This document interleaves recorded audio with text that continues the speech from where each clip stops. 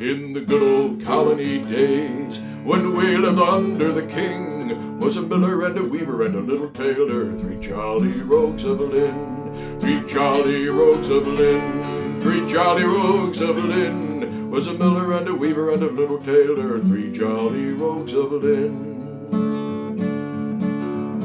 Now the miller he stole the corn, the weaver he stole the yarn, and the little tailor stole the broadcloth for to keep those three chaps warm, to keep those three chaps warm, to keep those three chaps warm. And the little tailor stole the broadcloth for to keep those three chaps warm. Now the miller got drowned in his pond, and the weaver got hanged in his yarn, and the little tailor got caught by the claw with the broadcloth under his arm, with the broadcloth under his arm, oh, the broadcloth under his arm. And the little tailor got caught by the claw with the broadcloth under his arm. Now the miller he rots in the sea, oh, the weaver he rots in the soil, but the little tailor he trips through hell with the broadcloth under his arm, oh, the broadcloth under his arm, the broadcloth under his arm. And the little tailor he trips through hell with the broadcloth under his arm.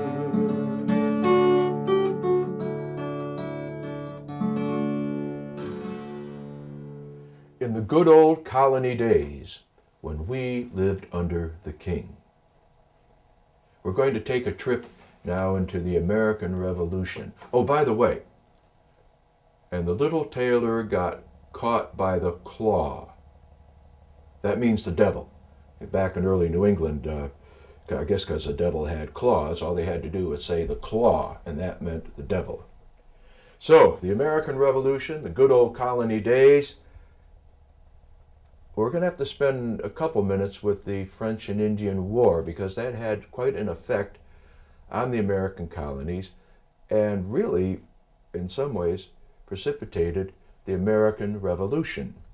This was the first time that, well, actually the only time that France lost control of North America, and it became totally British. Do a song from the French and Indian War. Okay, here's a song called Wolfe's Song.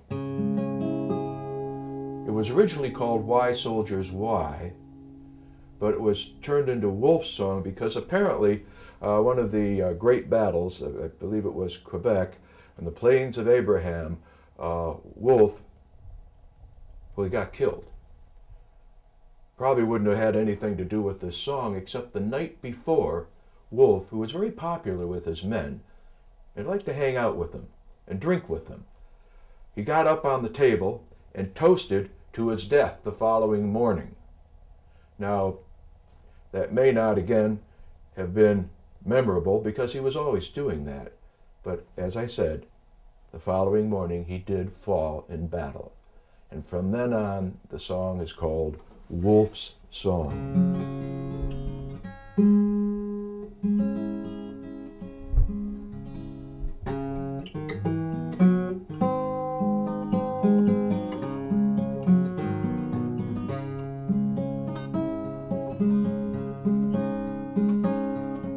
Why, soldiers, why should we be melancholy boys? Why, soldiers, why, whose business 'tis to die? What sighing fee, drink on drowned fears, be jolly boys to see you or I. How stands the glass around? For shame you take no care, my boys. How stands the glass around? Let mirth and wine abound. The trumpets sound, the colors flying, are my boys to fight, kill or wound, content with our hard fare. My boys are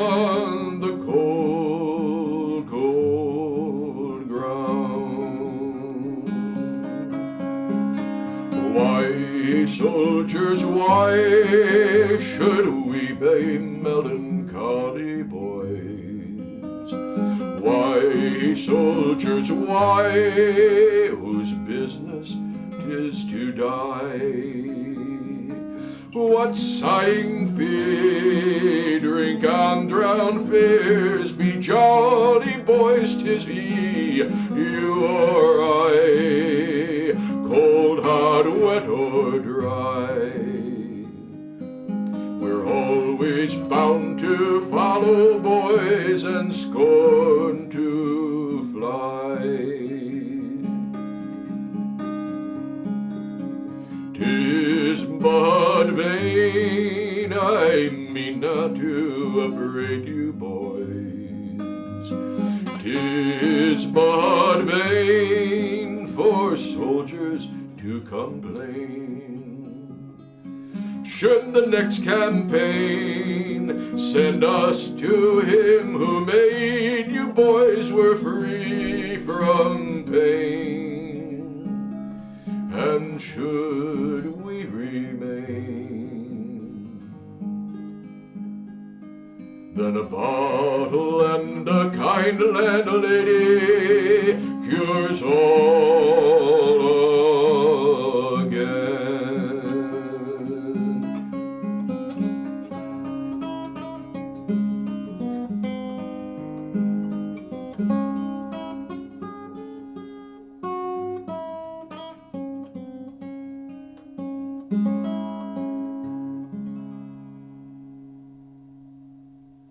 Why, soldiers, why? Now, there are a couple other reasons why we have to go back to the French and Indian War to approach the American Revolution, and one of the reasons is a song. You see, in England, just about that time, mid-1700s, and up through the time of the French and Indian War, there are a group of people that fancied themselves better than everybody else. And in order to demonstrate their superiority or betterness, they would dress outrageously.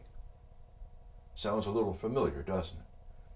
They would have very fancy coats with all this lace all over the place, and hair.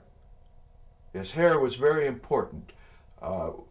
Big, massive, wonderful styles with wings and wisps and curlicues would go up about a foot, foot and a half above the head. Now, they did not have stiff stuff or mousse to keep their hair in place. So what they would use was flour and water.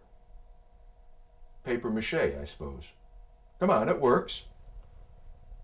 It'll last for quite a while, unless you get caught in a rainstorm.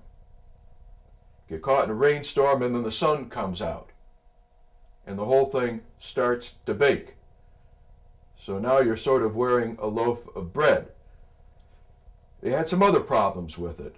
You didn't want to mess this up because you only went to the hairdresser maybe once every month or so, even couple months. So what you would do, real fancy folk, they would be carrying these silk purses that would hold these long, skinny chopstick affairs. And the reason they had these was so that they could stick it down inside their hairdo and scratch what was crawling around without messing up the hairdo. Now, banjo for this one. Oh, by the way, the banjo really didn't come into play until, no pun intended, until, well, after the 1800s. Tom Jefferson messed around with the prototype of the banjo, where the guitar had been around for some time. Okay, let's see, where was I? Oh yes, the hair. Now, on top of the hair would be a tiny little three-cornered hat. The reason why it was tiny and pinned up there was because it would make the hair seem so much bigger. And then coming out of the hat, and this was the important part, would be mounds of feathers. The whole thing reaching up, possibly 3 feet. You had to be a little careful going through doorways. And some people, it's hard to believe, but some people, the really rich folk, would have a servant following along behind them with a long pole that went up to their hairdo so it would hold the whole hairdo up. Now, they had a name for this group of people. They called them macaronis. I guess you can get where we're going here. So, French and Indian War, there's a fellow called Tom Finch. Now, Tom Finch, he had a sister. And she came out to say goodbye to the men. And you got to understand, these fellows were pretty scruffy. After all, they were farmers. They didn't have fancy uniforms. They knew they were going to be out in the wilderness for a couple months in a very sloppy time of year. I think it was, yes, it was the fall. So, with holes in their clothes and these funny hats, they looked like a bunch of bums. So she started to giggle. She says, wait a minute, wait a minute. She goes out into the backyard where the hen coops are, grabs up a whole bunch of chicken feathers, and comes back out and distributes them among the fellas, saying, you know, if you're soldiers, you at least got to have some plumes in your hats. So they thought it was kind of a funny joke too, so they stuck the feathers all in, and away they rode. Now they get to Fort Crelo, and there, about 3 days later, and there, attached to the general's staff, is a fellow called Dr. Shuckburgh. And he sees this motley crew of Americans riding in with feathers poking out all over the place, and he slaps his thigh and is heard to exclaim, stab my vitals if they ain't macaronis. Whereupon he puts together a song that in his estimation tells how we came over on the Mayflower to get everything started. And that, my friends, is how the whole thing started.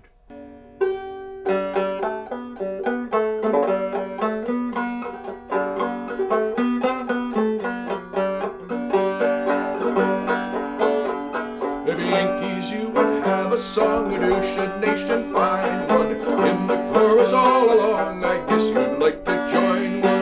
Yankee Doodle, keep it up, oh Yankee Doodle dandy. Find the music and the step, and with the girls be handy. Now grandsires lived a long way off, and if you think about it, and I had only time enough, but I tell you all about it. Yankee Doodle, one and all, let's keep the chorus handy. Some can sing and all can bawl, Yankee Doodle dandy. And now of what them might befall, they nothing were afraid, and so took their wives and children all, and off they pushed for Leyden. Yankee Doodle all the way, let's keep that chorus handy. Some can sing but all can say, Yankee Doodle dandy. Talk about the Mayflower now.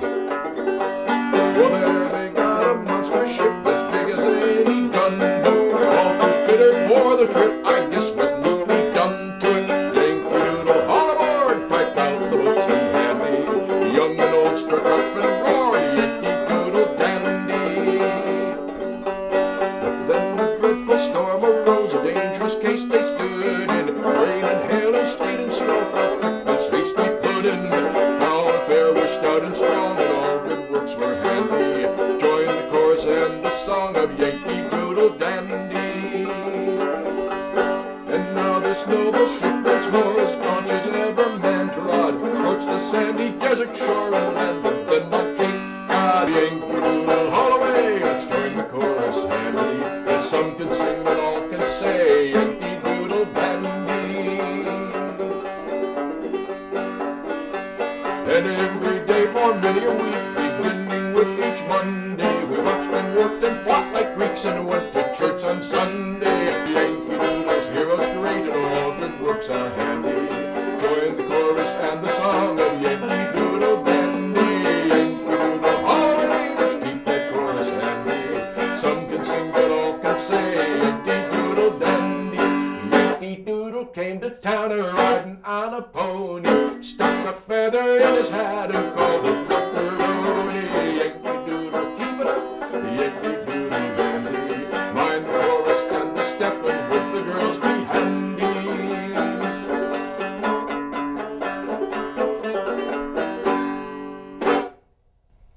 Yankee Doodle. Oh, by the way,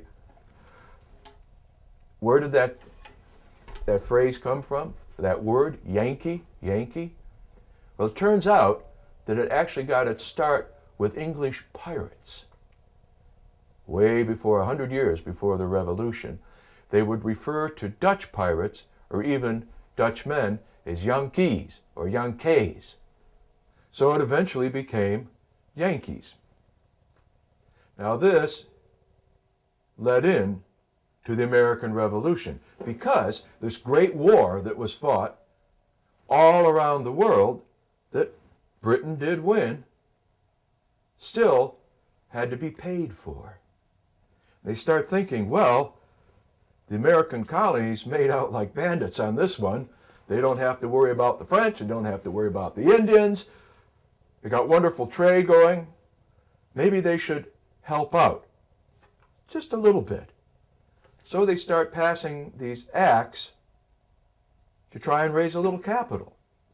And we're not talking a lot. We're only talking a couple pennies here and there. But you start getting, I say, all of these acts, like the Stamp Act and the Quartering Act. And, well, there was one act that most everybody, in fact, I would say everybody in this country knows about. Now, I'm going to be singing some broadsides. Broadsides are newscasts before you had newscast, or at least television and radio, and in some instances newspapers, although one of the great things about the United States, or America back then, unlike most people in all the rest of the world, most of the Americans were literate. So they could read, but still someone like me would sing you the news. And if you think modern day commentators color the news, you ought to have heard broadside singers. So, as I said, there are a lot of different acts, and one that most Americans remember, and here's the broadside against it. What accord hath old England of folly and sin, spite of Chatham and Camden, Barry, Berks, Wilkes, and Glen? Not content with the Game Act, they taxed fish and sea, and America drenched in hot water and tea. Oh, derry, derry, down, down, sing down, derry, derry, down. Then freedom's a word both at home and abroad, so damn every scabbard that hides a good sword. Our forefathers gave us this freedom at hand, and will die in defense of the rights of the land. Derry, derry, down, down, sing down, derry, derry, down. Oh, derry, derry, down, down, sing down, derry, derry, down. Now back in those days, you would have songs that everybody knew that you could put different news to.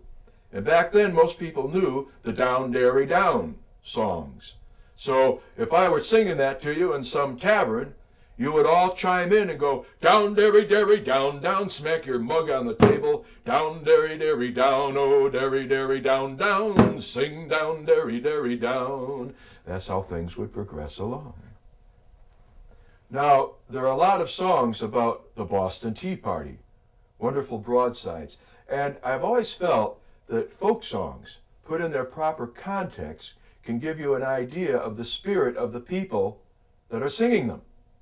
So, I'm going to sing one that kind of has a chip on its shoulder. I snum, I am a Yankee lad, and I guess I'll sing a ditty. And if you do not relish it, why the more 'twill be a pity. That is to think I should have been a plaguey sight more finished man. If I'd been born in Boston town, but I twert, 'cause I'm a countryman. Fall-a-doodle-di-day, fall-a-doodle-di-day. I twert, 'cause I'm a countryman. The t'other day the Yankee folks were mad about the taxes, and so we went like Injuns dressed to split each chest with axes. It was the year of '73 and we felt really gritty. The mayor would have led the gang, but Boston tweren't a city. Fa-da-doodle-di-day, fa-da-doodle-di-day, Boston tweren't a city. And then aboard the ships we went, our vengeance to administer. We didn't care one tarnal bit for any king or minister. We made a plaguey mess of tea in one of the biggest dishes. I mean, we steeped it in the sea and treated all the fishes. Fa-da-doodle-da-dee, fa-da-doodle-da-day, and we treated all the fishes.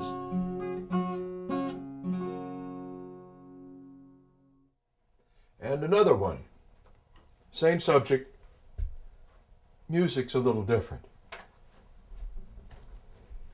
And I'm going to pull out an authentic instrument from the period.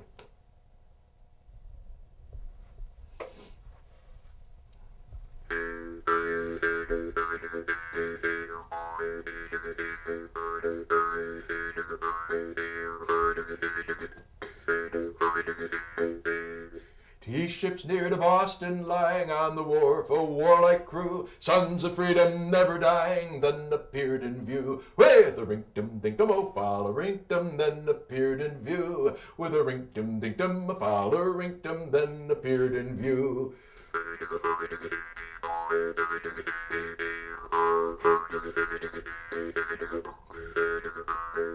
Armed with axes, hammers, chisels, a weapons new for warlike deed, toward the taxed freighted vessels on they came with speed. With a rink-a-dum-ding-dum, fall-a-rink-dum, on they came with speed. With a rink-dum-ding-a-dum, fall-a-rink-dum, on they came with speed.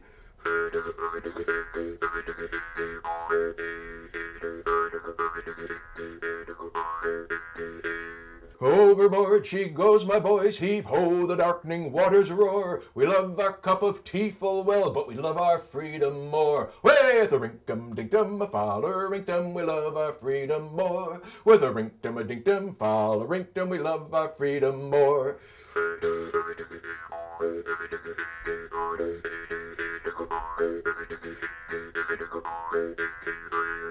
Deep into the sea descended, cursed weed of China's coast. Thus at once our fears were ended, right shall ne'er be lost. With a rink-a-dum-ding-dum, a fall-a-rink-dum, right shall ne'er be lost. With a rink-dum-ding-dum, fall-a-rink-dum, right shall ne'er be lost.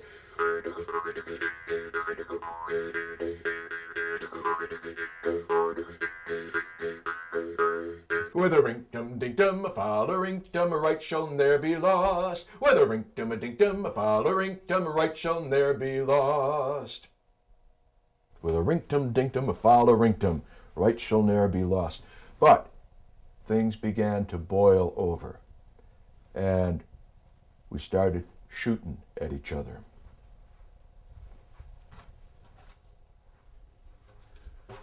Born from a world of tyrants beneath the western sky, we'll form a new dominion, a land of liberty. The world shall own, we're masters here, hasten to the days to fight and shout and fight for North America. Lift up your heads, ye heroes, and swear with proud disdain that wretch that would ensnare you would have laid his snares in vain. Should Europe empty all her force, we'll meet them in array. So fight and shout and fight for North America.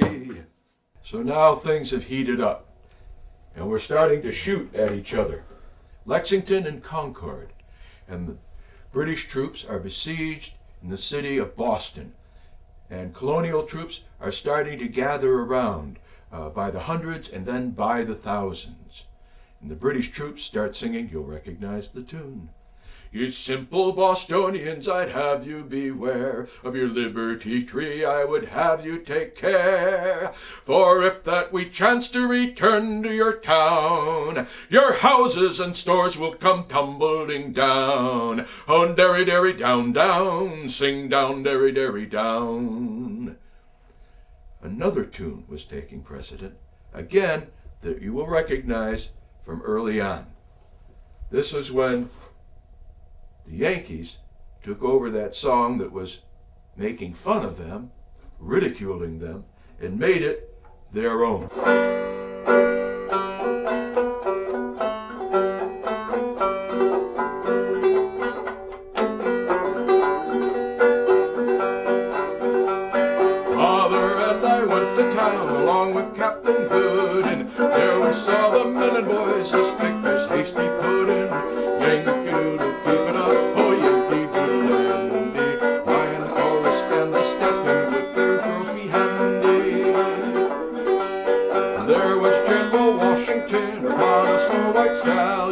giving orders to his men. Well, I guess there was a million. Yankee Doodle, keep it up, oh Yankee Doodle dandy.